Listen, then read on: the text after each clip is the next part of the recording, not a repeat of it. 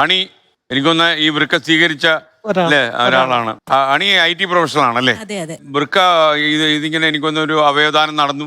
വലിയ കാര്യമാണ് അത്. സംഭവം തീർച്ചയായിട്ടും. ഗുരുതരമായ പ്രശ്നം ഉണ്ടായിരുന്നു. രണ്ട് അതെ വൃക്കളും റീനൽ ഫെയിലിയർ തന്നെ. രണ്ട് ഫെയിലറായി. അതെ ഏതാശുപത്രിയിലായിരുന്നു? അമൃതയിൽ തന്നെ അവിടെ കാത്തിരിക്കുകയായിരുന്നു അല്ലേ?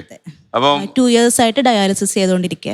മാത്രമല്ല എനിക്ക് തോന്നുന്ന ആൾക്കാർ ഇപ്പം പഴയതുപോലല്ല. ഒരുപാട് ഇത് ഏതാണ്ട് അലമാരി പെട്ടി വെച്ച് എന്തോ ഒരു സാധനം പോലെ ആളുകൾ കാണുന്നത്. ഇവർക്ക് അടിച്ചു മാറ്റി എന്നൊക്കെയാണ് പറയുന്നത്. സർജനൊക്കെ കേട്ടാൽ അങ്ങനെ ടെൻഷനാവും. ആ രീതിയിലുള്ള കാര്യം. ഇതിനെക്കുറിച്ച് അത്ര വലിയ ശാസ്ത്രബോധമൊന്നും ഇല്ലാത്ത ആൾക്കാർ പ്രചരിപ്പിക്കുന്ന കള്ളക്കഥകളാണിത്. ഇങ്ങനെയൊക്കെ ഇത് പെട്ടെന്ന് എടുത്തു മാറ്റും. അപ്പൊ എന്നോട് തന്നെ ഒരാൾ പറഞ്ഞു, ഒരു ആശുപത്രിയിലോട്ട് ഇത് പോരുത്, ചിലപ്പോൾ അടിച്ചു മാറ്റിക്കളയും എന്ന് പറഞ്ഞു.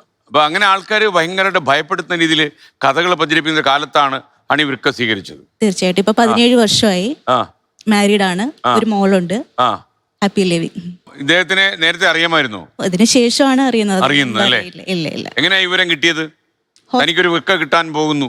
ഹോസ്പിറ്റൽ വഴി തന്നെയാണ് കിട്ടിയത്. ഓക്കെ.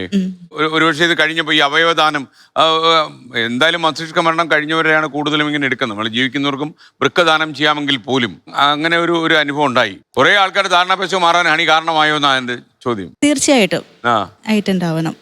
ഈ അവയവദാനം നടത്താൻ താല്പര്യമുള്ളവരോട്, സ്വീകരിക്കാനിരിക്കുന്ന ഒരു ആവശ്യക്കാരാ, ഡിമാൻഡ് ഉള്ളവരാ. ഇപ്പൊ സപ്ലൈ കുറവാണെന്നുള്ളതാണ് എന്റെ പക്ഷം. അപ്പൊ അവരോട് എന്താ പറയാ? ഏറ്റവും വലിയ മെസ്സേജ് ഈ 17 years കഴിഞ്ഞിട്ടും ഞാനിവിടെ ഇങ്ങനെ ഒരു പ്ലാറ്റ്ഫോമിൽ അവരെ റെപ്രസെന്റ് ചെയ്ത് വന്നിരിക്കുന്നു എന്നുള്ളത് ആ റിയാലിറ്റി. അതാണല്ലോ ഏറ്റവും വലിയ മെസ്സേജ്. പിന്നെ എനിക്ക് തോന്നുന്നു പണ്ടത്തെ വെച്ച് നോക്കുമ്പോഴത്തേക്ക് ഇപ്പൊ കുറച്ചും കൂടി ഇതൊരു ചർച്ചാ വിഷയം ആകുന്നുണ്ട്, ജനങ്ങളിലേക്ക് ചെല്ലുന്നുണ്ട്. ഈവൻ സോഷ്യൽ മീഡിയ വഴി ആണെങ്കിൽ പോലും.